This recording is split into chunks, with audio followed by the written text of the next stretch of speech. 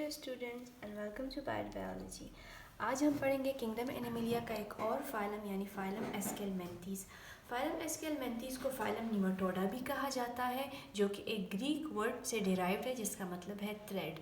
इनको round worms भी कहा जाता है। जैसे कि प्रीवियस फाइलम यानी फाइलम प्लेटीहेलमिन्थीज में हम पढ़ चुके हैं कि वो फ्लैट वॉर्म्स होते हैं, उनकी body dorso and ventrally compressed होती है, लेकिन ये जो होते हैं हमारे पास राउंड वॉर्म्स होते हैं। अगर इनकी मोड ऑफ लाइफ की बात करें तो ये पैरासिटिक भी होते हैं और फ्री लिविंग भी होते हैं।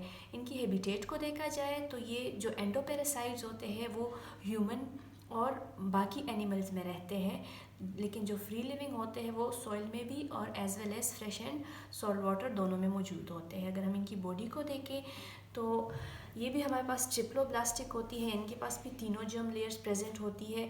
जो बाहर वाली लेयर है उसको एक्टोडर्म कहते हैं, जो इनसाइड यानी जो इनर लेयर होती है उसको एंडोडर्म कहते हैं, और बिटवीन एक्टो एंड एंडोडर्म हमारे पास मेसोडर्म प्रेजेंट होती है।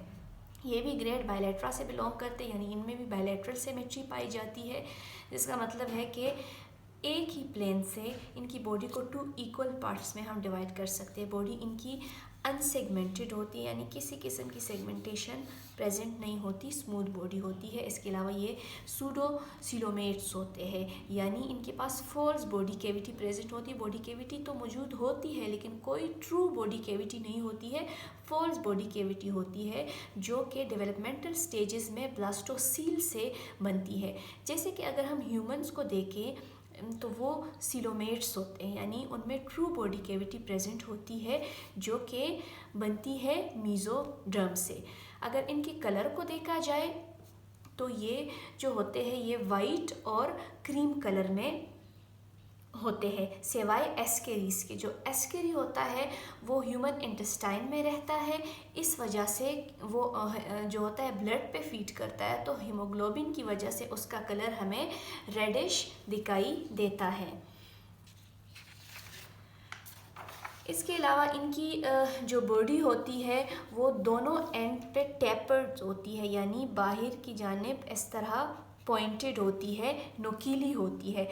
इनकी बॉडी के ऊपर किसी किस्म की सीलिया मौजूद नहीं होते, लेकिन एक हार्ड लेयर होती है क्यूटिकल, जो कि प्रोटेक्शन के लिए होती है। अगर हम इनकी डाइजेस्टिव सिस्टम की बात करें तो जो फ्री लिविंग होते हैं उनमें डाइजेस्टिव सिस्टम कंप्लीट होता है, लेकिन जो पैरासाइट होता है उनमें इतना ख़ास डेवलप नहीं होता। इसके अलावा इनमें गट मौजूद होता है, मतलब इनमें 2 ओपनिंग होती है, माउथ और एनस, जो कि अगर हम देखें एंटीरियर साइड पे हमारे पास माउथ प्रेजेंट होती है और पोस्टीरियर साइड पे एनस प्रेजेंट होती है। तो यहाँ से फिर जो इंटीरियर और पोस्टीरियर साइड है उसका कंसेप्ट भी शुरू हो गया था। अगर हम इनकी नर्वस सिस्टम को देखें तो नर्वस सिस्टम अभी जो होता है कम्प्लीटली सेंट्रलाइज नहीं है, लेकिन सेफलाइजेशन की तरफ जा रहा है। डिफ्यूज नर्वस सिस्टम भी नहीं होता। नर्वस सिस्टम में जो होता है इनका किस तरह होता है, जो फेरिंग्स है, फेरिंग्स के रीजन में एक नर्व रिंग प्रेजेंट होती है,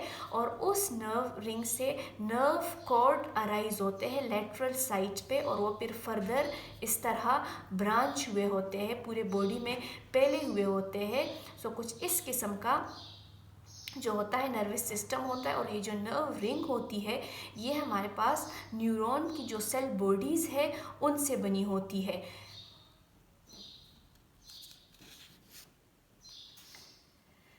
हाँ, इसके अलावा ये डायोशियस होते हैं। डायोशियस किसे कहते हैं, मतलब इनकी जो सेक्सेस होती है वो सेपरेट होती है, यानी जो मेल रिप्रोडक्टिव ऑर्गन होते हैं वो मेल के पास होते हैं और फीमेल रिप्रोडक्टिव ऑर्गन फीमेल के साथ होते हैं। जैसे कि हम अगर मोनेशियस को देखें तो उनमें ये होता है कि एक ही ऑर्गेनिज्म होता है और उन पे दोनों मेल और फीमेल बॉडी ऑर्गन्स मौजूद होते हैं, लेकिन डायोशियस में सेक्सेस जो होती है वो सेपरेट होती है।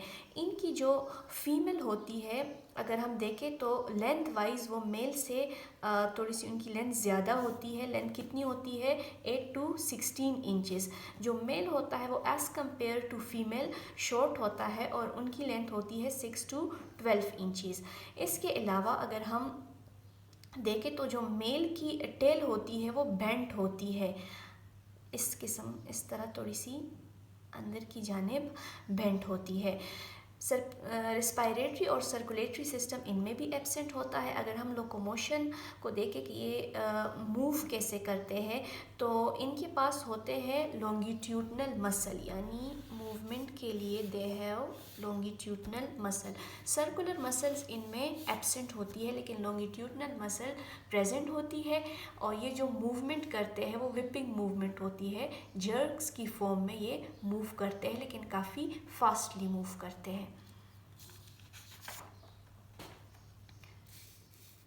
अगर हम इनकी एक्सक्रीटरी सिस्टम को देखें, तो एक्सक्रीटरी सिस्टम में ये होता है कि बॉडी के लेटरल साइड्स, यानी दोनों साइड्स पे हमारे पास लॉन्गिट्यूडनल कैनाल प्रेजेंट होते हैं। अगर आप ये देखें तो ये एक लॉन्गिट्यूडनल कैनाल है इस तरह, और ये दूसरा लॉन्गिट्यूडनल कैनाल है जो कि कुछ इस तरह। ये लॉन्गिट्यूडनल कैनाल फिर ओपन होते हैं एक एक्सक्रीटरी पोर में।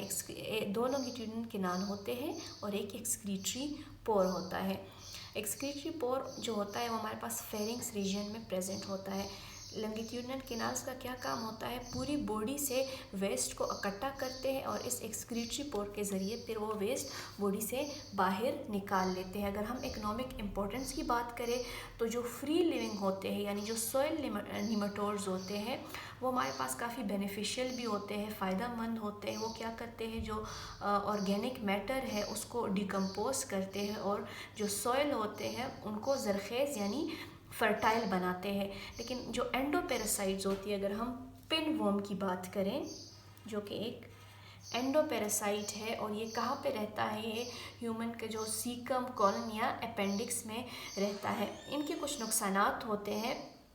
एक तो ये जो होता है अपनी होस्ट से खुराक भी लेता है और नुकसान भी देता है। क्या नुकसान देता है, ग्रोथ को रोक देता है। इसके अलावा ये इंसोम्निया कॉज करता है, यानी जिसे हम स्लीपनेसनेस भी कहते हैं, या लॉस ऑफ एपेटाइट यानी भूख का ना लगना।